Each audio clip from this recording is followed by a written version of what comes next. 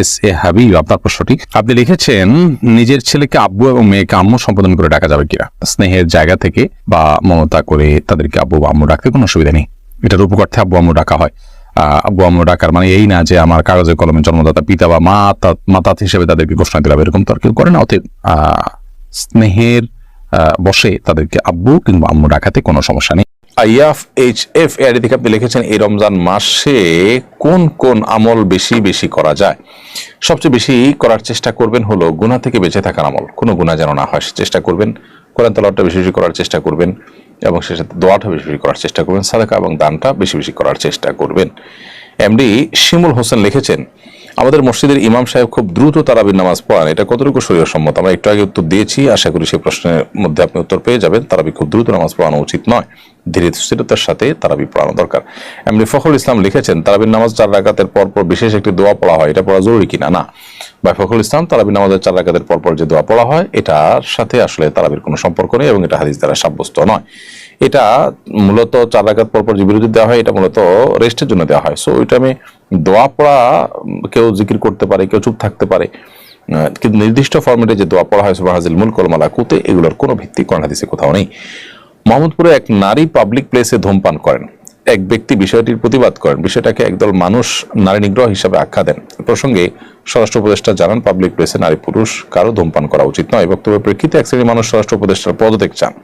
পুরো বিষয়টাকে ধর্মীয় সমাজ তত্ত্বের আলোকে ব্যাখ্যা করবেন বলে আশা করি।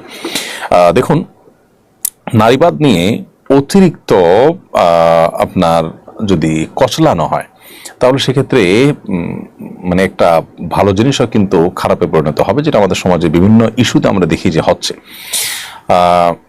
যেখানে একজন ধূমপায়ীকে প্রকাশ্যে ধূমপান করছেন, পাবলিক প্লেসে কেউ প্রকাশ্যে ধূমপান করলে সেটা তো ইটসেলফ একটা অপরাধ। দ্বিতীয়ত হলো, আপনি যখন রোজাদারদের আনাগোনা আছে এরকম জায়গায় ধূমপান করছেন, তাহলে একজন মানুষ তিনি পান আহার করবেন না, ধূমপান করতে চান না, তাহলে তার রোজার কি অবস্থা হবে? তাকে আপনি ক্ষতি করছেন। তো এই জায়গা থেকে এটা তো অন্যায় সন্দেহাতীত ভাবে।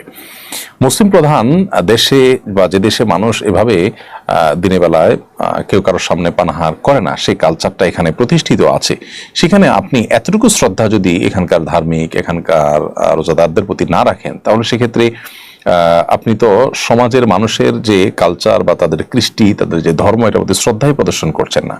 তো এই ধরনের অশ্রদ্ধা প্রদর্শনকারী মানুষ যারা আছে তারা সমাজকে নানা সময় ছোটখাটো ইস্যুকে অনেক বড় করে তারা অস্থিতিশীলতার দিকে নিয়ে যায়। স্বরাষ্ট্র উপদেষ্টা খুব সঠিকই বলেছেন এবং এক্ষেত্রে স্বরাষ্ট্র উপদেষ্টাকে আমাদের সমর্থন করা কর্তব্য। এবং যারা সীমা লঙ্ঘন করছেন সমাজের খুবই সীমিত সংখ্যক মানুষ, তারা আমি আশা করব যাদের বোধোদয় হবে যে তারা কেউ যদি রোজা না রাখেন সেটা একান্ত তার ব্যাপার, তিনি আল্লাহর সাথে বুঝবেন, কিন্তু প্রকাশ্যে অন্য রোজাদারদের সামনে অন্তত তিনি এই কাজটি করতে পারেন না। এটা তাদের যে রোজা সেটার প্রতি অশ্রদ্ধার শামিল এবং রোজা রেখে তিনি ধূমপান আহার বর্জন করা তার জন্য ফরজ কর্তব্য করেছেন, আপনি তার সেই কর্তব্যে বাধা দিচ্ছেন, কোন অবস্থাতে এটা গ্রহণযোগ্য হতে পারে না।